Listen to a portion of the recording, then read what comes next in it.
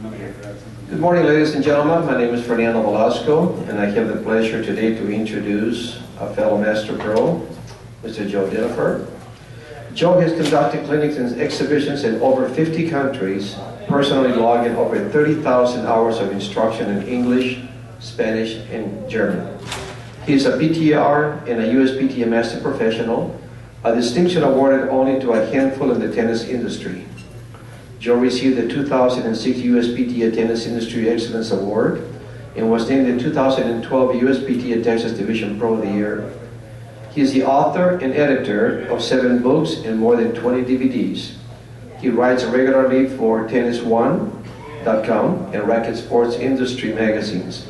And he has numerous instructional tips airing on the Tennis Channel. As a member of the Head Pen Advisory Staff and National Speakers Bureau, Joe is a frequent speaker at national and international tennis conferences. He is also the founder and president of 3 companies, Oncourt, Offcourt, Kid Fitness, and Prevent Child Obesity, all dedicated to serving the needs of tennis, fitness, and physical education coaches with innovative training aids and dedication of tools. It is my pleasure to introduce my good friend, Joe Dinoffer.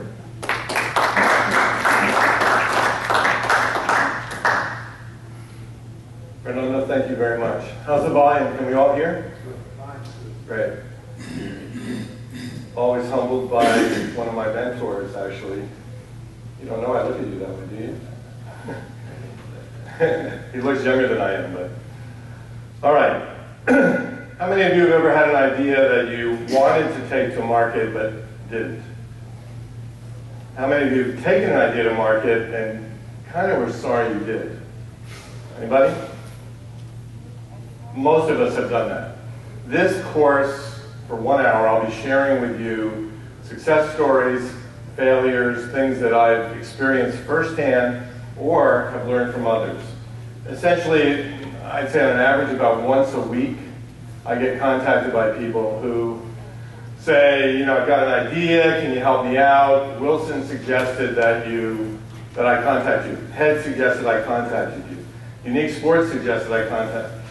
Gamma suggested it just keeps going, because we have basically a compendium of the largest variety of training aids and physical education tools, mainly tennis, but secondarily fitness and well-being for kids and adults in the world right now. And this has been a 20-year experience, and the purpose of this hour is to share with you lessons learned so you can avoid them yourself.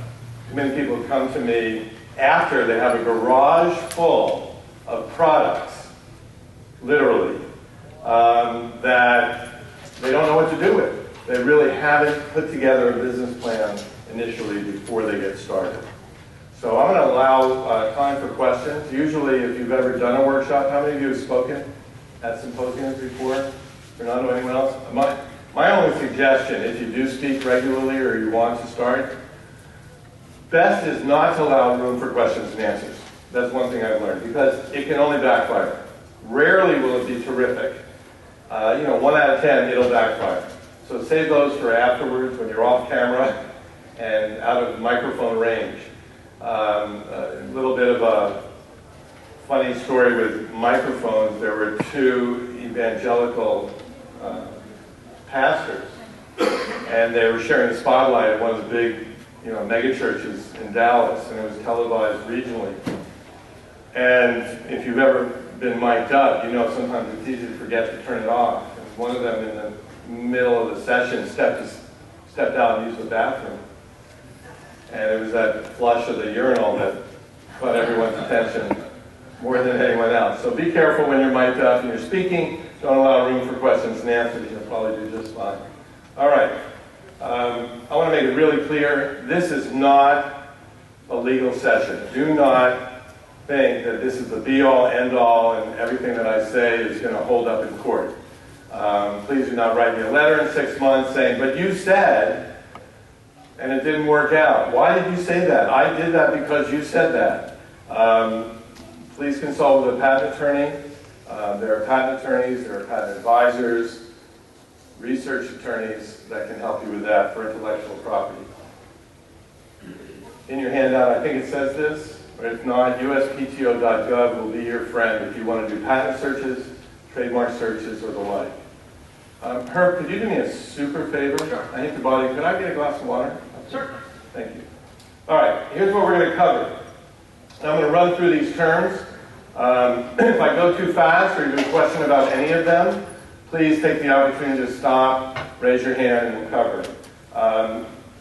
United States Patent and Trademark Office.gov. That website is going to be your friend. Thank you very much.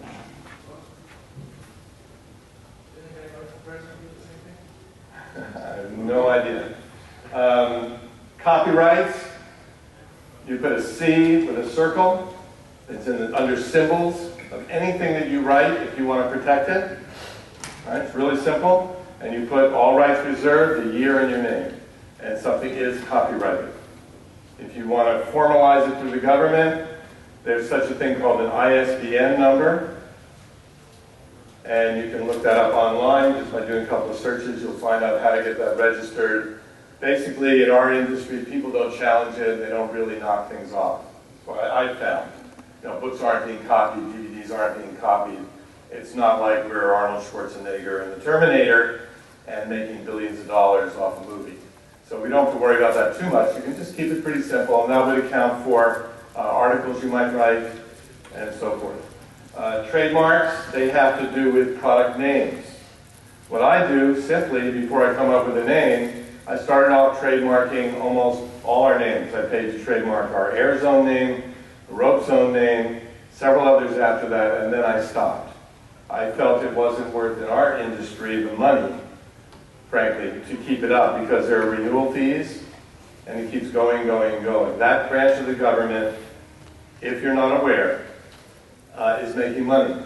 So they will award utility patents, design patents, and trademarks, even if it's a little dicey. I was at the Super Show when they were going on, and there was a new skateboard, and it was called the Air Zone. When they started doing tricks on skateboards. Cool name for a skateboard, really. And that was the original training aid that I had designed a package for, which raised the height of the net. So I talked to them, and then I talked to a lawyer afterwards because I thought, wow, I've gotten challenged with some of our names, and we'll cite, I'll tell you about the letter I got from the lawyers of a small company called Whammo Toys. You've heard of Whammo? They make the hula hoops. Well, they own a trademark for the name hula hoop, and I'll get to that story and how the lawyers made me almost reprint a book for mentioning the word hula hoop 2 times without permission. Yes. All right, so trademarks, I found out it really wasn't worth messing around with. So I owned the trademark for the air zone. If somebody in the tennis industry copied it and used it, it might be another issue. Provisional patent is something that people can do. It costs minimal. It's not that hard to fill out the paperwork. Lasts 1 year, and it buys you time to use that year for due diligence and to ask around and consult with attorneys. So if you have an idea and you feel it's time sensitive, right, then you get a provisional patent. It may only cost, I'm not sure nowadays, $150, $200, not that much. Full utility patent or design patent are very specific. Utility patents are much harder to get. A design patent protects the design. Somebody else can tweak it just a little bit if it's a new way to pick up balls. You can change it just a little bit, and that will really make your design patent not something that you can protect or go to court with.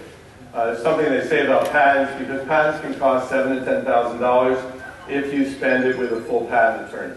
If you use a research patent attorney, it's like a patent advisor, you might say. They're not a full-on lawyer, but usually they have worked with patent attorneys.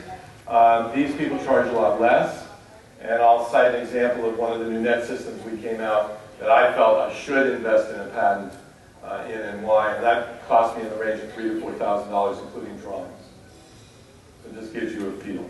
On the right side, what you might want to protect, it starts out with books, DVDs, music, articles, photographs, product names. Prototypes are the early phases, but that's when you might want to think about the provisional patent. And you do need, sometimes for patents, it does help get them if you have photographs of your product. rotational molds versus injection molds. Where do you do molds? I know people that have made molds in this country that have spent $30,000, $40,000. A lady that ran a tennis facility in Dallas, Fred's Tennis Center, she had dogs. She had whippets. And she had an idea. Her dogs always like to sleep off the ground. So, and this is a word of caution story. So she had the name Pedestal.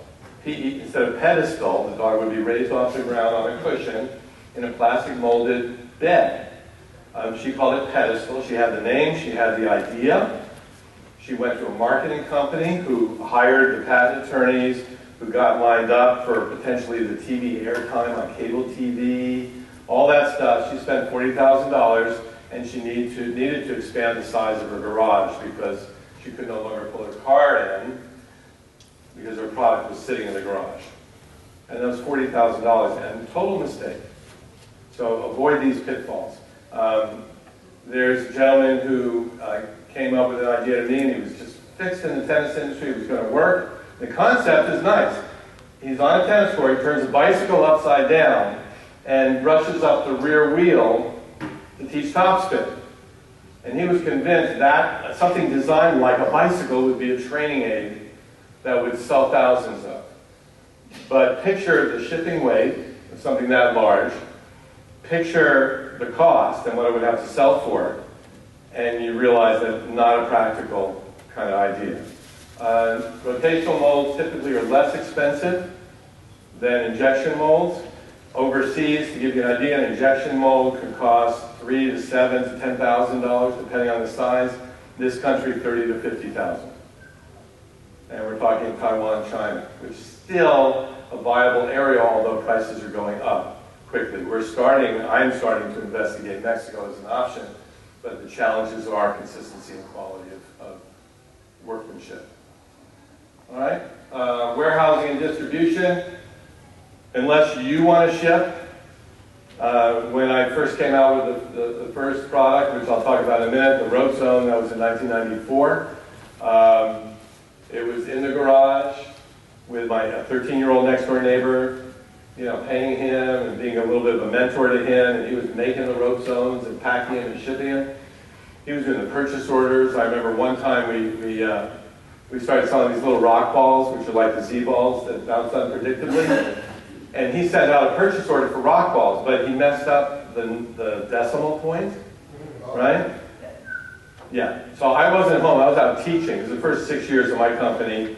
Those of you that know me, I didn't write myself a check for 6 years, and that took another 6 years before it was a check that I could actually support. So I was teaching tennis during all that time, and anyway, an 18-wheeler full of rock balls. We were selling like, 2 dozen a month, tops, and they sell by the dozen, so it's like 2 orders a month.